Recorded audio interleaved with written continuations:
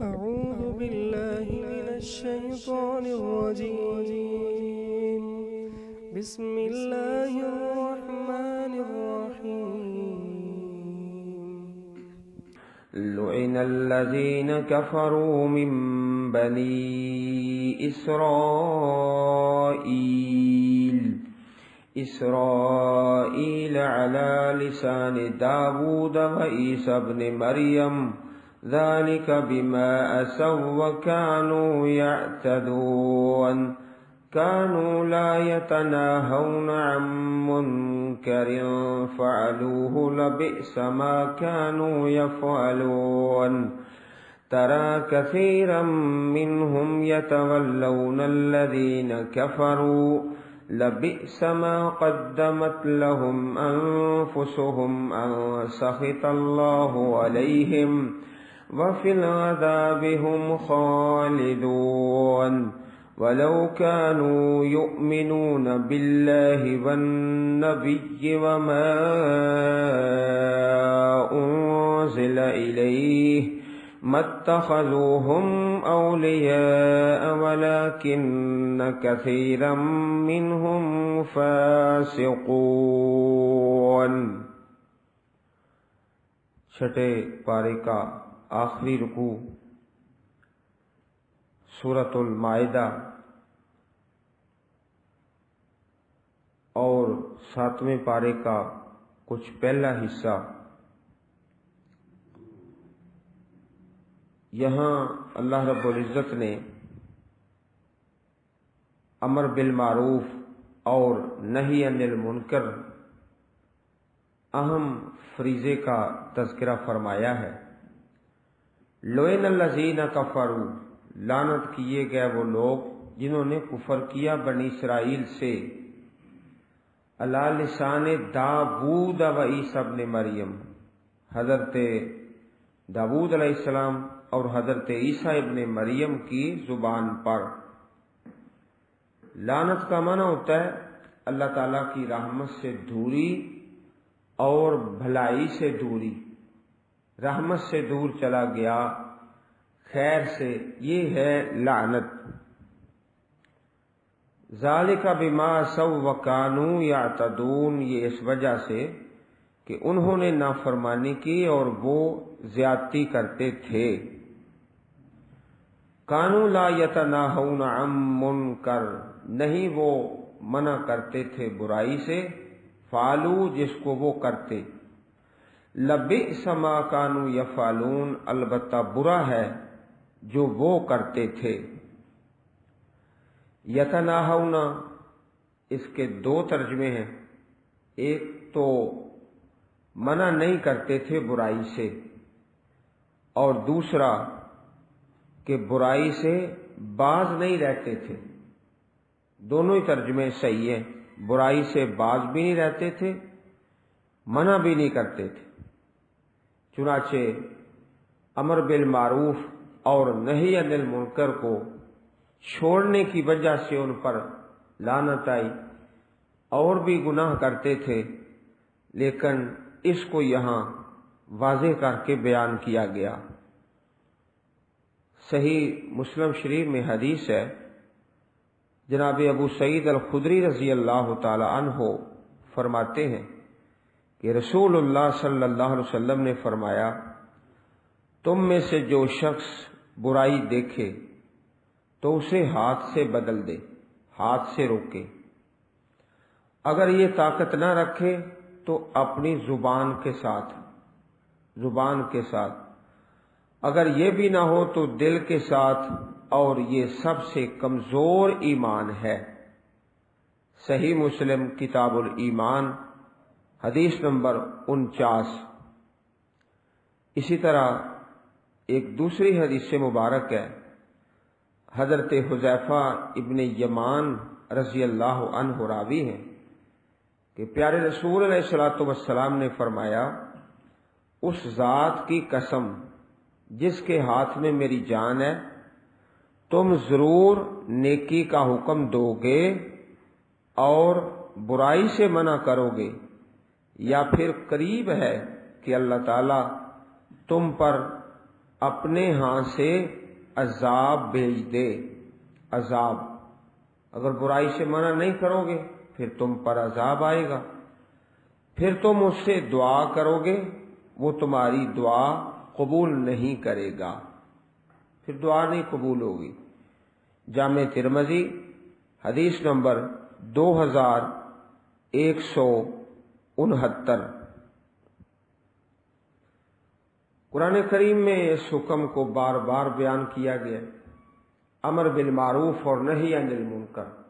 اس کی مثال یوں سمجھو کہ جس طرح صفائی ہے، گھر میں روزانہ صفائی ہو تو گھر صاف رہتا ہے، اسی طرح راستے، سڑک پر بھی روزانہ صفائی، ورنہ راستہ گندا ہو جائے گا۔ دکان ہے، فیکٹری ہے، صفائی ہوتی رہے تو ٹھیک ہے، ورنہ وہاں گندگی کے ڈھیر لگ جائیں گے۔ اس طرح امر بالمعروف اور نہی عن المنکر یہ ہوتا رہے، ہر انسان کرتا رہے، گھر میں، دکان میں، مساجد میں اور محلوں میں، تو پھر برائی اور نافرمانی وہ نیچے دب جاتی ہے، ورنہ برائیوں کا زور زورہ ہو جاتا ہے اور برائی اپنے عروج پر چلی جاتی ہے۔ صفائی نہ کرو تو کیا حالت ہوگی؟ یہ ہے امر بالمعروف اور نہی عن المنکر۔ اللہ رب العزت نے سورۃ آل عمران میں اس طرح بیان فرمایا، وَلْتَكُن مِّنكُمْ أُمَّةٌ يَدْعُونَ إِلَى الْخَيْرِ وَيَأْمُرُونَ بِالْمَعْرُوفِ وَيَنْهَوْنَ عَنِ الْمُنكَرِ وَأُولَئِكَ هُمُ الْمُفْلِحُونَ۔ ایک گروہ ہونا چاہیے تم میں سے جو خیر کی دعوت دے، نیکی کا حکم کرے اور برائی سے منع کرے، وہی لوگ کامیاب ہونے والے ہیں۔ اور اس سے تھوڑا سا آگے چل کر کنتم خیر امۃ اخرجت للناس، تم تمام امتوں سے بہتر ہو، لوگوں کے لیے نکالے گئے ہو۔ تأمرون بالمعروف وتنہون عن المنکر، تم نیکی کا حکم دیتے ہو، برائی سے منع کرتے ہو۔ یہ جو لعنت آئی بنی اسرائیل پر، اور بھی ان میں جرائم تھے، لیکن یہاں اللہ جل شانہ نے جس جرم کو واضح کیا ہے وہ یہ تھا کہ قانون لا یتناہون عن منکر، وہ برائی سے منع ہی نہیں کرتے۔ تو عزیز بھائیوں، یہ صفائی کی مثال یاد رکھیں، روزانہ تبلیغ ہو، ہر جگہ پر ہو، پھر نیکی کا غلبہ ہوتا ہے، ورنہ برائیوں کا گند پھیل جاتا ہے۔ تَرَى كَثِيرًا مِّنْهُمْ يَتَوَلَّوْنَ الَّذِينَ كَفَرُوا، آپ دیکھیں گے ان میں سے اکثر کو، منہم ان سے، ان یہودیوں میں سے، منہم سے مراد ہے یہود، یتولون الذین کفروا، وہ دوست بناتے ہیں ان لوگوں کو جنہوں نے کفر کیا۔ دوستی کافروں سے کر رہے ہیں، دوستی تو ایمان والوں سے ہونی چاہیے۔ لبئس ما قدمت لهم انفسهم، البتہ برا ہے جو آگے بھیجا ان کے لیے ان کی جانوں نے، ان سخط اللہ علیہم، اللہ رب العزت ان پر ناراض ہو گئے، وفی العذاب ہم خالدون، اور عذاب میں وہ ہمیشہ رہیں گے۔ یہ یہودیوں کی برائی ہے کہ کافروں سے دوستی کرتے ہیں۔ وَلَوْ كَانُوا يُؤْمِنُونَ بِاللَّهِ وَالنَّبِيِّ وَمَا أُنزِلَ إِلَيْهِ، اور اگر وہ ایمان لے آتے اللہ پر اور نبی کریم علیہ الصلوۃ والسلام پر اور جو اتارا گیا آپ کی طرف، مَتَّخَذُوهُمْ، نہ پکڑتے وہ یہودی ان کافروں کو اولیاء، دوست ان کو نہ بناتے، وَلَكِنَّ كَثِيرًا مِّنْهُمْ فَاسِقُونَ، لیکن اکثر ان میں سے، ان یہودیوں میں سے فاسق ہیں، نافرمان ہیں۔ فاسقون اللہ کی اطاعت سے نکل جانے والے فاسقون ہوتے ہیں۔ لَتَجِدَنَّ أَشَدَّ النَّاسِ عَدَاوَةً لِّلَّذِينَ آمَنُوا الْيَهُودَ وَالَّذِينَ أَشْرَكُوا وَلَتَجِدَنَّ أَقْرَبَهُم مَّوَدَّةً لِّلَّذِينَ آمَنُوا الَّذِينَ قَالُوا إِنَّا نَصَارَىٰ ذَلِكَ بِأَنَّ مِنْهُمْ قِسِّيسِينَ وَرُهْبَانًا وَأَنَّهُمْ لَا يَسْتَكْبِرُونَ۔ بڑی اہم ترین آیت آ گئی، پورے چھٹے پارے کا خلاصہ، آخری آیت کریمہ خلاصہ، اہم ترین آیت۔ تم ضرور پاؤ گے اشد الناس عداوہ، لوگوں میں سب سے زیادہ شدید عداوت میں ایمان والوں کے لیے الیہود والذین اشرکوا، یہود کو اور ان لوگوں کو جنہوں نے شرک کیا۔ یہاں مومنوں کے دشمنوں کا بیان ہے کہ دشمنی میں، عداوت میں سب سے جو پہلا نمبر ہے وہ یہود کا ہے۔ شدید عداوت، اہل کتاب تھے، جانتے بھی تھے لیکن مانتے نہیں تھے، عداوت ان کی وہ شدید ہے۔ والذین اشرکوا، اور وہ لوگ جو مشرک تھے، مشرکین مکہ جو بت پرست تھے، یہ بھی ایمان والوں کے شدید ترین دشمن، عداوت، بت پرستی۔ انہی میں یہ لوگ شامل ہیں جو ہنود، ہندو، یہود اور ہنود۔ اب جو بت پرستی ہے وہ سابقہ جہالت والی تو نہیں موجود رہی، بہت تھوڑے لوگ ہیں جو بتوں کی پوجا کرنے والے ہیں، لیکن اسلام دشمنی وہ اسی طرح ہے۔ وَلَتَجِدَنَّ أَقْرَبَهُم مَّوَدَّةً لِّلَّذِينَ آمَنُوا الَّذِينَ قَالُوا إِنَّا نَصَارَىٰ، اور تم ضرور پاؤ گے ان میں سے زیادہ قریب محبت میں ایمان والوں کے لیے وہ لوگ ہیں جنہوں نے کہا کہ بے شک ہم نصارہ ہیں، ہم عیسائی ہیں۔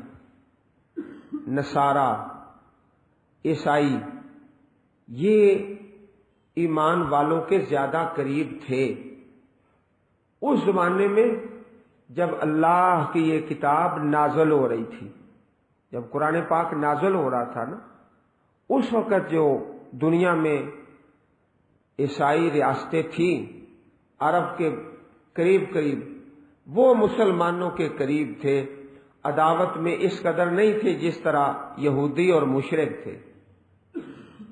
ایک تو یہ لفظ یاد رکھیں، مودت میم کے اوپر زبر ہے، اسی طرح محبت کا جو لفظ ہے اس میں بھی میم پر زبر ہے، محبت نہیں کہنا، جب محبت کہتے ہیں تو لفظ غلط ہو جاتا ہے۔ محبت، میم پر زبر۔ پیارے رسول صلی اللہ علیہ وسلم نے مختلف خط لکھے بادشاہوں کو،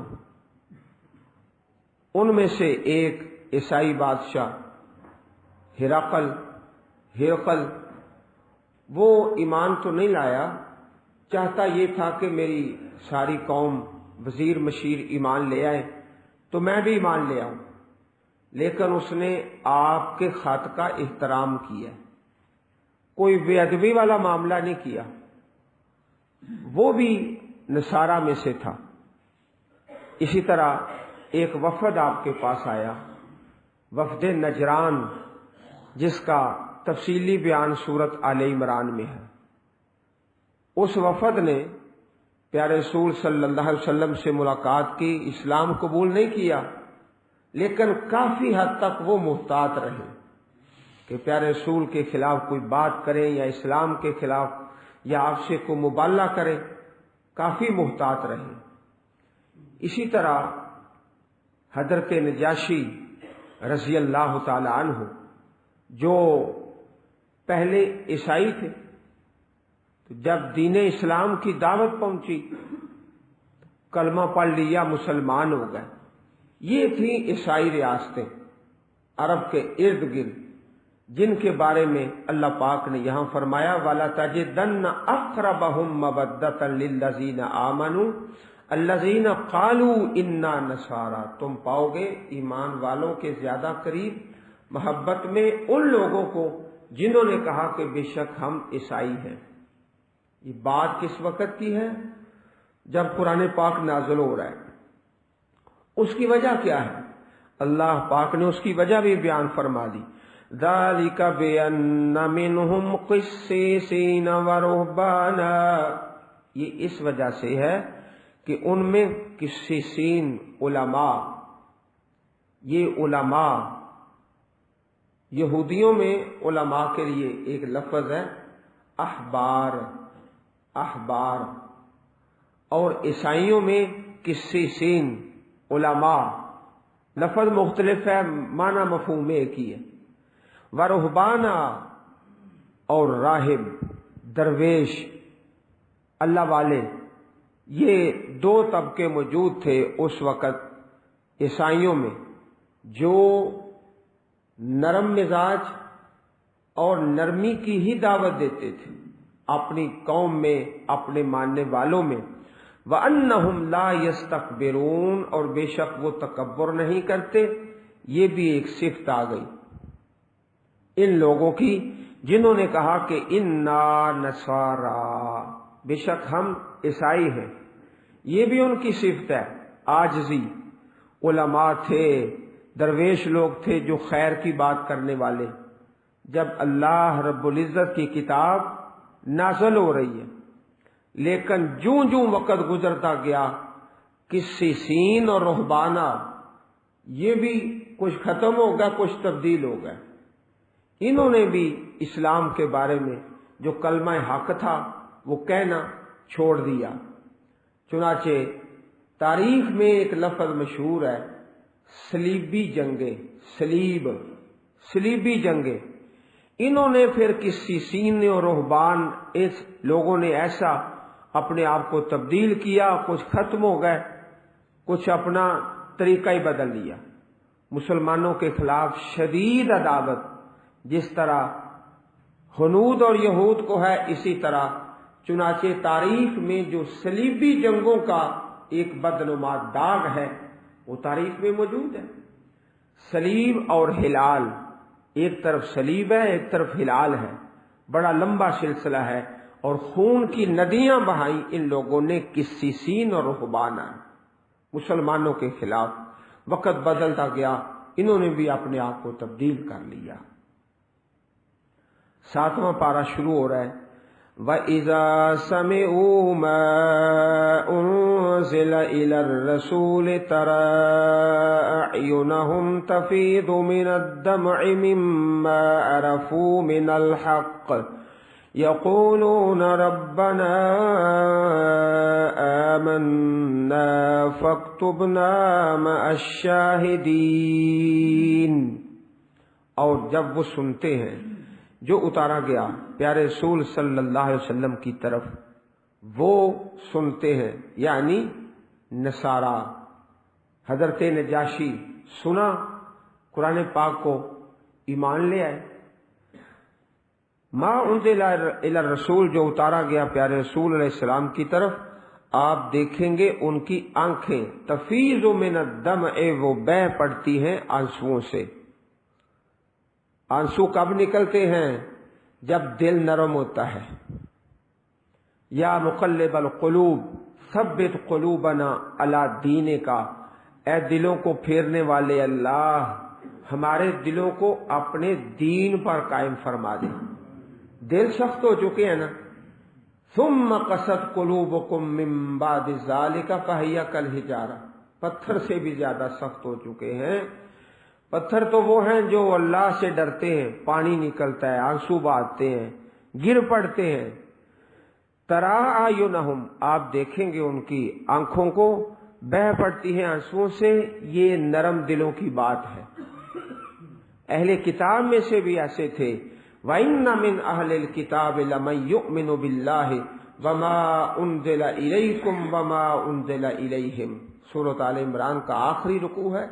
اہل کتاب میں سے بھی کچھ ایسے ہیں جو اللہ پاک سے ڈرنے والے، پہلے اپنی کتاب پر ایمان لائے، پھر قرآن مجید پر ایمان لائے، قرآن پاک سنتے ہیں، آنکھوں سے آنسو جاری ہوتے ہیں، مما عرفوا من الحق، کیونکہ انہوں نے حق کو پہچان لیا، یقولون، اور وہ دعائیں کرتے ہیں، ربنا، اے ہمارے پروردگار، آمنا، ہم ایمان لائے، فاکتبنا مع الشاہدین، ہمیں بھی لکھ لے، ہمیں بھی شامل کر لے ساتھ گواہوں کے۔ امت محمد صلی اللہ علیہ وسلم گواہی دینے والی ہے نا قیامت کے دن، یا اللہ ہمیں بھی ان گواہوں میں شامل فرما لے۔ حضرت سلمان رضی اللہ تعالی عنہ سے روایت ہے کہ جب پیارے رسول صلی اللہ علیہ وسلم مدینہ میں تشریف لائے تو میں نے کھانا تیار کیا اور اسے لے کر آپ کی خدمت میں حاضر ہوا۔ آپ نے فرمایا، سلمان یہ کیا ہے؟ میں نے کہا صدقہ ہے، صدقہ۔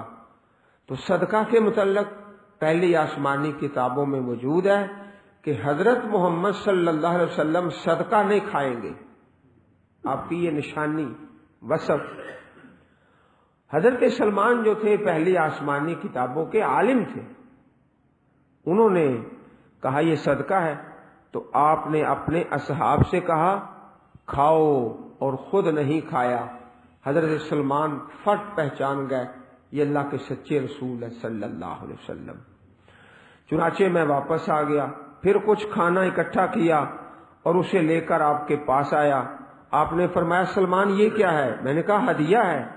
تو آپ نے ہاتھ بڑھایا اور کھایا، اور ساتھ ہی اپنے ساتھیوں سے بھی فرمایا کہ کھاؤ۔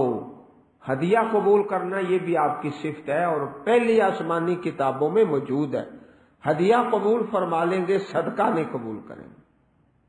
ساتھیوں کو بھی کہا کھا لو۔ پھر حضرت سلمان عرض کرتے ہیں، میں نے پوچھا اللہ کے رسول آپ مجھے نصارہ کے متعلق بتائیں۔ آپ نے فرمایا ان میں کوئی خیر نہیں ہے۔ میں بوجھل دل کے ساتھ اٹھ آیا تو اللہ عز و جل نے یہ آیت نازل کی، لَتَجِدَنَّ أَشَدَّ النَّاسِ، یہاں سے لے کر تفیض من الدم تک۔ تو رسول اکرم صلی اللہ علیہ وسلم نے میری طرف پیغام بھیجا اور مجھے فرمایا، سلمان یہ آنسوؤں والے تیرے وہ ساتھی ہیں جن کا اللہ تعالی نے یہاں پر ذکر فرمایا ہے۔ حضرت جعفر رضی اللہ تعالی عنہ ہجرت کر کے چلے گئے مکہ شریف سے حبشہ میں۔ حبشہ میں جو بادشاہ تھا اس کا نام اسحمہ، حمزہ صاد ہا میم، اسحمہ، نجاشی اس کا لقب تھا۔ وہاں پر بھی مشرکین نے اپنے آدمی بھیج دیے تو معاملہ آگے بڑھا۔